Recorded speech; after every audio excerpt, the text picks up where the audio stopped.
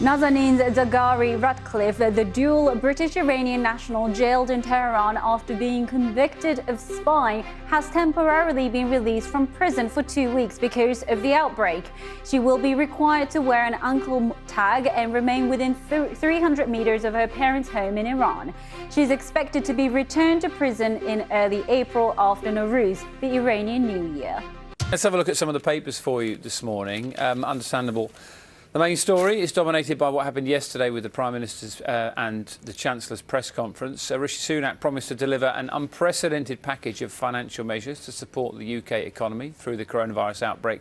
Dominates the front page, as we said. We'll do whatever it takes, is what Nina was repeating this morning. That's the headline for the Metro. And that was repeated during that news conference as well. The Mirror also leads on the Chancellor's announcement, and it reports as well that the NHS has delayed all routine operations. The Telegraph describes as a massive bailout. The paper also says the government is facing demands to move faster.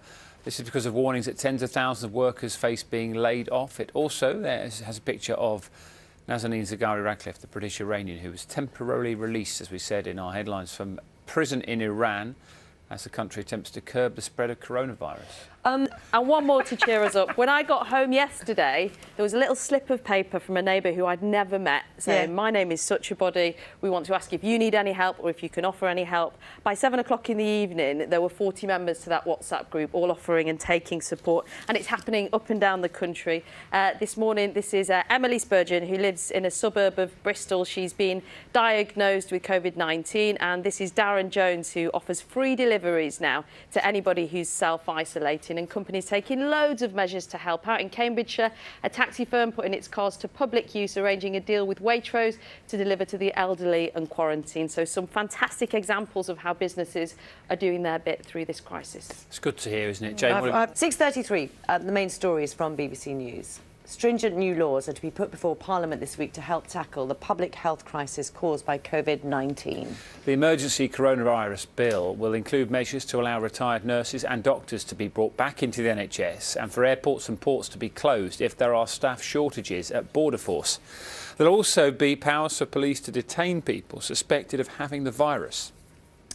71 people have died. Almost 2,000 people have tested positive for coronavirus in the UK.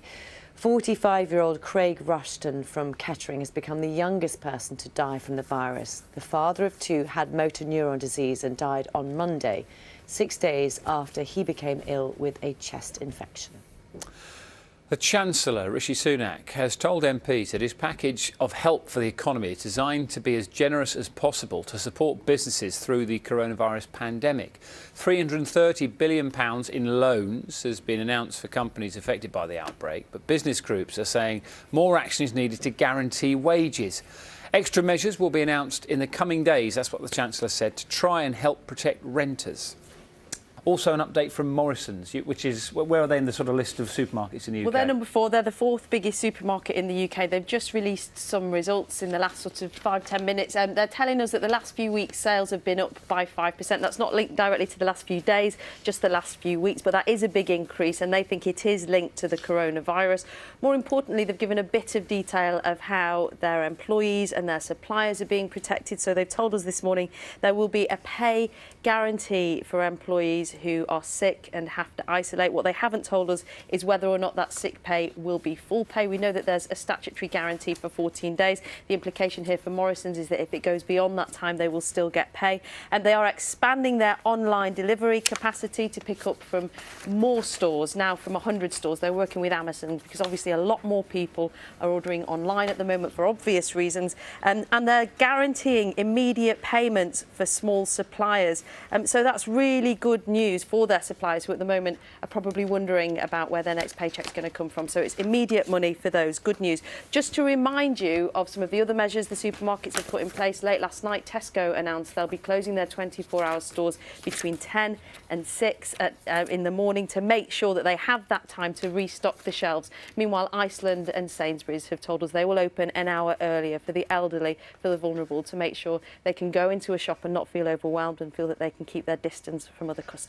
That's good news for people, isn't it? Okay.